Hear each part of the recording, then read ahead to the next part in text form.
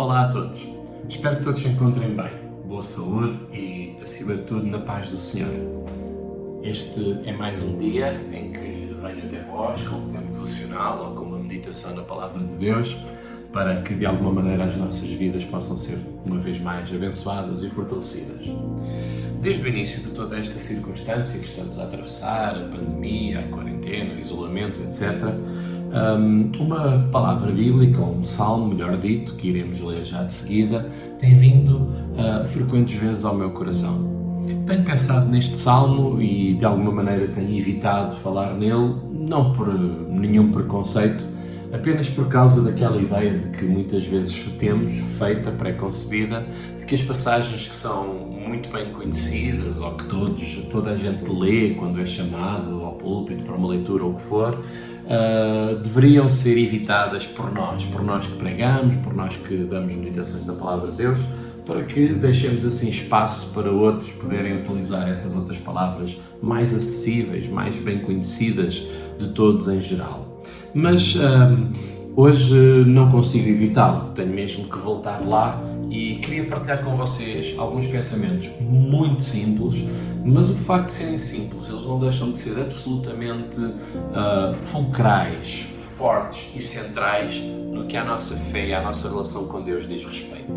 O salmo de que estou a falar é o Salmo 23 e queria efetivamente ler convosco este salmo. Eu sei que poderíamos citá-lo de cor, muitos de vocês poderiam fazê-lo, mas ao lermos vamos realmente, uma vez mais, saborear cada expressão, cada palavra, aquilo que ali encontramos, para tentar então também sublinhar, elevar, destacar deste texto algumas destas verdades que são tão ricas e tão preciosas para a nossa fé e para a nossa crença.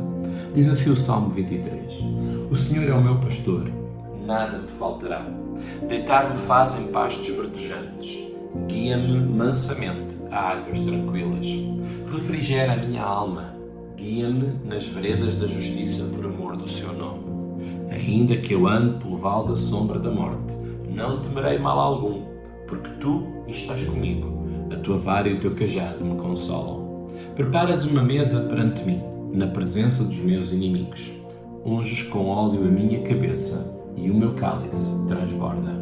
Certamente que a bondade e a misericórdia me seguirão todos os dias da minha vida e habitarei na casa do Senhor por longos dias.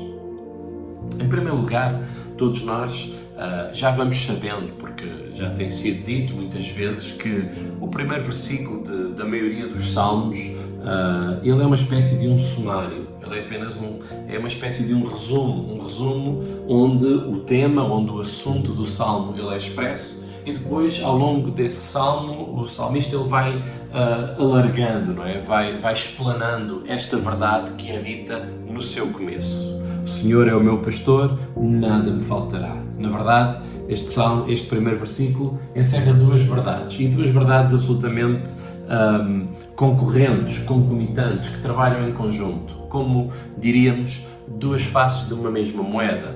O Senhor é o meu pastor. E quando o Senhor é o nosso pastor, quando o Senhor é quem nos dirige e quem nos guia, quando é ao Senhor que nós seguimos e a quem nós obedecemos, quando é por Ele que nós somos instruídos, que nós somos orientados, que nós somos dirigidos, então nada nos faltará.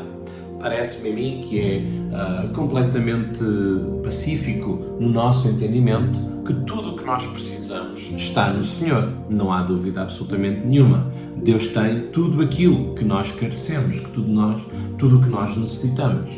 O salmista ele vai continuar esta analogia utilizando ou recorrendo desta ideia do pastor e das suas ovelhas, e ele diz a seguir: para que nada me falte, é o Senhor, que é o meu pastor, que me conduz, que me guia, que me dirige. E Ele dirige-me aonde há pastos verdejantes. E pastos verdejantes naturalmente falam de alimento, falam daquilo que nos sacia, falam daquilo que satisfaz algumas das nossas necessidades, ou uma, pelo menos, das nossas necessidades mais elementar, que é naturalmente a alimentação. Obviamente que quando nós pensamos em ovelhas que pastam e que pastam como deve de ser, também essas ovelhas, porque estão bem alimentadas, elas produzirão os resultados que qualquer pastor espera obter do seu rebanho. Uma ovelha que está bem alimentada vai produzir leite, vai produzir lã, dará à luz naturalmente novos animais, assim o seu rebanho poderá aumentar, haverá também alimento e provisão na casa desse mesmo pastor. E é interessante que nós sempre olhamos, habitualmente, melhor dito, olhamos para este Salmo na perspectiva do que Deus faz por nós. Mas o Salmo também nos ensina o que nós estamos cá para fazer, eu não diria por Deus, não porque Ele necessite, mas para Deus, porque é um privilégio nosso sermos suas ovelhas. Então, na qualidade de ovelhas, e nenhum de nós duvida que Deus nos alimenta convenientemente, se Ele é o nosso pastor. Também temos que ter cuidado com o tipo de alimento que andamos a ingerir. Se estamos a alimentar daquilo que o nosso pastor nos providencia, estamos a falar do Senhor e de Deus, então certamente o resultado das nossas vidas é também para o seu louvor e glória e enriquecimento. Também diz que guia-nos mansamente a águas tranquilas.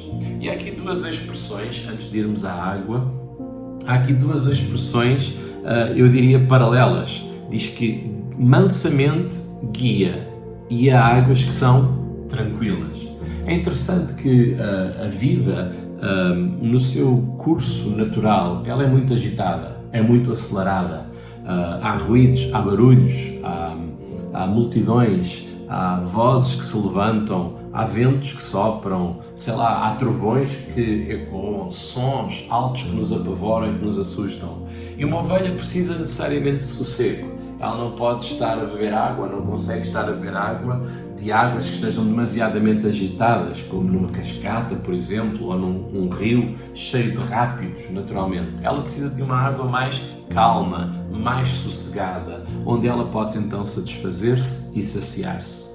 Também a ovelha não pode ser guiada aos gritos, aos empurrões, aos safanões, aos repelões, com repentismo, mas de uma forma mansa, de uma forma calma, de uma forma sossegada. E quem nos guia sossegadamente é quem sabe o que está a fazer. Não está atrapalhado. Ele sabe muito bem aonde nos conduzir, aonde nos dirigir. Ele está seguro de si mesmo, porque Ele é o nosso bom pastor, que garante que nem alimento, nem água nos faltarão. Mesmo como seres humanos, não apenas como ovelhas, ou pensando na analogia das ovelhas, mas dizia eu, mesmo como seres humanos, dá para entender que necessidade tão grande temos de água. Água que satisfaça a nossa sede. Poderíamos aqui naturalmente extrapolar para uma sede natural ou para uma sede espiritual. E o importante não é qual é o tipo de água ou qual é o tipo de sede que estamos a falar, mas o importante é que o Senhor tem a água para satisfazer qualquer tipo de sede que nós tenhamos. Não porque fique inquieto, não porque isso nos apavore, não porque tenha que nos forçar, mas porque mansamente Ele nos guia ao lugar da nossa provisão e do nosso sustento. Vou repetir sempre esta ideia: se e quando o Senhor é o nosso pastor. Em terceiro lugar, refrigera a minha alma, guia-me nas veredas da justiça, por amor do seu nome. Sim, há muitos caminhos.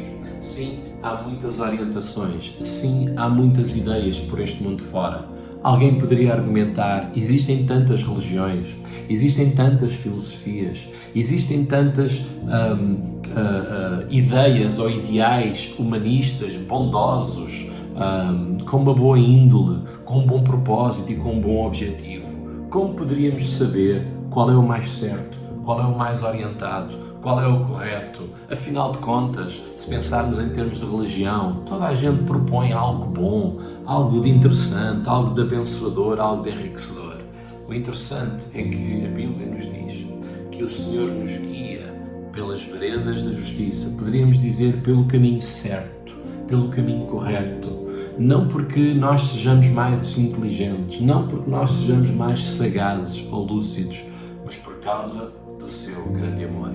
É interessante percebermos isto, que o caminho que Deus tem para nós não é um caminho de intelecto, não é um caminho de opção, não é um caminho que, argumentativamente falando, está melhor defendido, tem mais lógica, tem mais sentido. Não, é o caminho do seu amor.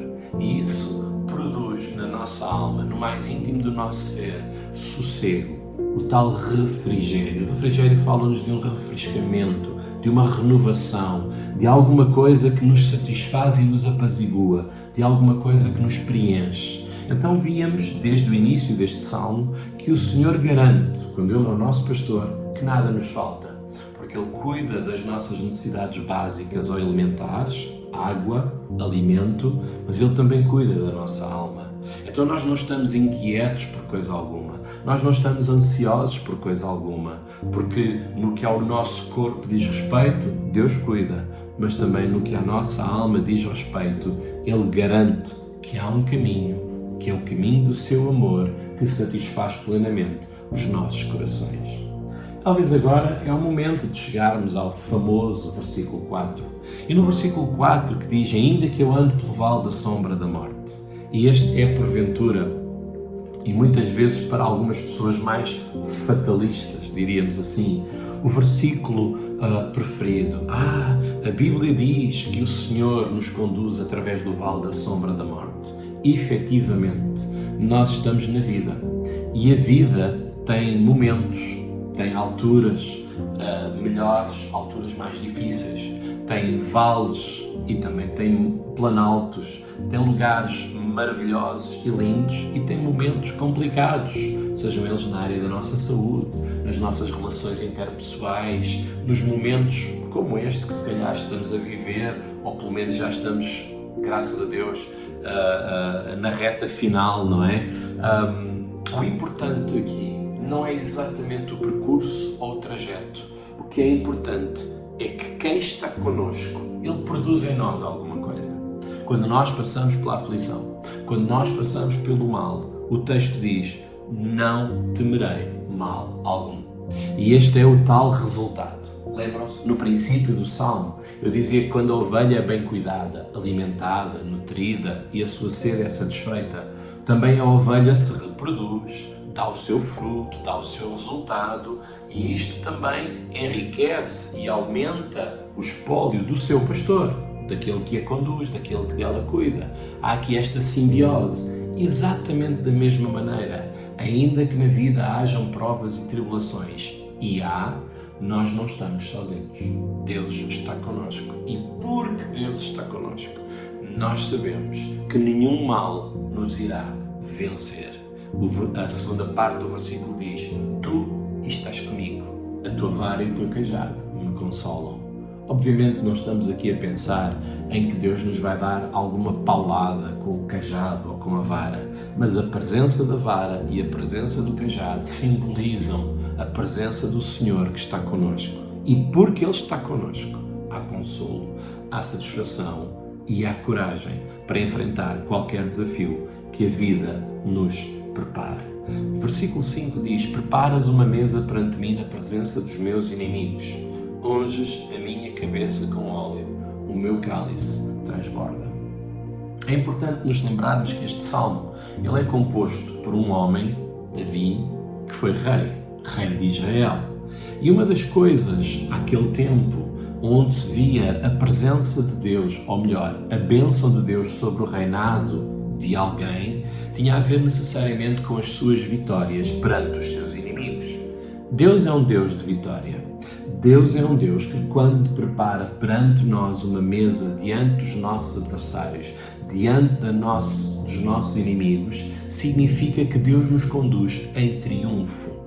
O apóstolo Paulo, por exemplo, ele vai falar sobre isto, quando ele diz que se Deus é por nós, quem será contra nós? Lá no famoso capítulo 8 de Romanos, na parte final, ele diz: nem a morte, nem a vida, nem nenhum principado, nem nenhuma outra criatura, nem a altura, nem a profundidade, etc. Nós conhecemos, nos pode separar do amor de Deus. Em todas estas coisas somos mais do que vencedores por aquele que nos amou. E poderíamos continuar a citar alguns versículos que declaram esta vitória. Davi foi alguém, antes de ser rei e depois, enquanto rei, a quem Deus conduziu em grandes vitórias.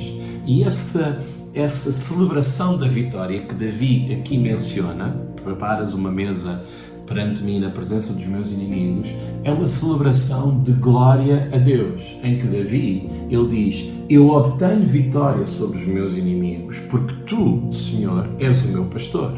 Então, da mesma maneira que tu cuidas de mim, no que diz respeito à minha alimentação, à água também, à minha alma, ao caminho que preparas para mim, um caminho de amor, assim como tu estás comigo perante o vale da aflição e perante o tempo em que supostamente teria medo, mas não tenho medo nenhum, porque tu estás comigo, mas é também a ti que eu dou o crédito, é também a ti que eu dou a glória pelas vitórias que porventura conquiste. E isto, de novo, volta para nós também. Nós somos pessoas que já temos experimentado bênçãos de Deus, vitórias fantásticas da parte do Senhor, e essas mesmas vitórias, nós não nos apoderamos delas, mas nós damos glória a Deus. Então, quando há um momento de festejo, quando há um momento em que damos um testemunho, em que contamos: olha, Deus abençoou-me, Deus deu-me esta vitória, Deus deu-me esta bênção, o que for, o que é que nós dizemos habitualmente? Graças a Deus, glórias ao nome do Senhor. É um pouco isto que Davi está a dizer. Ele sabe que a sua vitória vem do Senhor, mas também é para o Senhor que é a glória da vitória, que ao longo da vida, guiado pelo Senhor, o seu pastor, Davi obteria. Então a glória seria para o Senhor. Unge a minha cabeça com óleo e o meu cálice transborda. Fala de uma alegria abundante, fala de um gozo permanente, fala de alguma coisa que sai de nós, algo que é exuberante, algo que transborda. Não porque eu estou muito feliz porque fui bem sucedido, mas eu estou felicíssimo e alegre porque o Senhor foi, é e sempre será comigo. Por fim, o verso 6 diz: certamente bondade e misericórdia me seguirão todos os dias da minha vida. Ninguém gosta de ser perseguido. Nós gostamos mais de nos sentirmos livres. Ninguém gosta de pensar, olhar sobre o ombro e perceber: aquela pessoa vem atrás de mim, alguém me está a seguir. Às vezes vemos nos filmes de ação, policiais, etc., em que os agentes da polícia ou de algum serviço secreto estão a perseguir um determinado criminoso e têm que se disfarçar e têm que procurar evitar ser vistos ou ser identificados para poderem levar a cabo a sua tarefa, a sua função. Este texto diz que há duas coisas que nos seguem. Nós somos perseguidos, mas esta é uma boa perseguição. Porque esta não é uma perseguição com mau intento, também não é uma perseguição para nos apanhar por sermos criminosos ou algo do género, mas a bondade e a misericórdia do Senhor fazem parte das nossas vidas todos os dias dessa mesma vida. Eu acho que esta é uma promessa, ou melhor, esta é uma garantia absolutamente fantástica. Certamente, estou seguro, não tenho a menor dúvida de que Deus, que é bom no começo, é bom no meio e é bom até ao fim. Que Deus, que é misericordioso, sobre a minha vida hoje, sê-lo-á também amanhã. E não há dúvida nenhuma que nós que continuamos hoje, ontem precisámos, hoje precisamos, e não temos dúvida que amanhã voltaremos a precisar da bondade e da misericórdia do Senhor. E neste texto voltamos, não é? A dizer: se o Senhor é o nosso pastor e se nada nos faltará, então haverá a quantia ou a quantidade certa, necessária e suficiente de bondade e de misericórdia de Deus sobre as nossas vidas todos os dias, ou seja, sempre que elas sejam necessárias. E de alguém que já anda cá há alguns dias, como alguns de vocês certamente, nós precisamos da bondade e da misericórdia do Senhor todos os dias. Por fim, ele termina a dizer: e habitarei na casa do Senhor por longos dias. Eu gostava de dizer acerca desta frase aquilo que já disse muitas vezes. Muitos dos irmãos já me ouviram dizer: é maravilhoso saber que o Salmo 23, e se pensarmos no Salmo como uma história de vida, não é? Como um resumo, como alguma coisa que de uma forma em analogia, não é? Nos diz uma metáfora que nos fala do percurso, do trajeto das nossas vidas. Com Deus, naturalmente, é que o Senhor é o nosso pastor. Ele não termina, o Salmo 23 não termina nem nos pastos verdejantes, e é um lugar bom, nas águas tranquilas, e sem dúvida nenhuma, é maravilhoso nós bebermos água quando temos sede, quando dela precisamos, não termina no vale da sombra da morte, não termina no momento do medo, no momento da aflição, no momento daquilo que porventura poderíamos considerar a derrota, caso porventura ela mesma nos venha a vencer. Também não termina na tal mesa da celebração, onde festejamos as vitórias, onde glorificamos a Deus, mas continua até àquele lugar aonde nós ainda não fomos, mas um dia estaremos. O Salmo termina: certamente habitarei na casa do Senhor por longos dias. E com isto, nós nos lembramos das palavras do Senhor Jesus, lá no capítulo 14 do Evangelho de João: eu vou preparar-vos lugar, para que onde eu estiver, vocês estejam também. Este é o desejo de Deus. Deus não quer que fiquemos pelo caminho, nem entretidos com a paisagem, nem vencidos pelos problemas ou aflições, mas Deus quer que nós estejamos com Ele para todo o sempre. Mas nunca nos esqueçamos, a história de vida que o Salmo nos relata é a história daquele que tem o Senhor como seu pastor. E quando o Senhor é o nosso pastor, e relembro, ser pastor significa que é Ele que guia, é Ele que dirige, é Ele que orienta, é Ele que diz aonde e quando e de que maneira nós procederemos a seguir. Então, quando nós nos deixamos guiar, Deus é glorificado e exaltado, nós somos abençoados e alcançamos o propósito de Deus para as nossas vidas, o propósito diário e o propósito último de estar com Ele por longos dias, por dias incontáveis, para todo sempre. Que Deus ricamente possa abençoar a cada um de vós. Resta um bom dia para todos.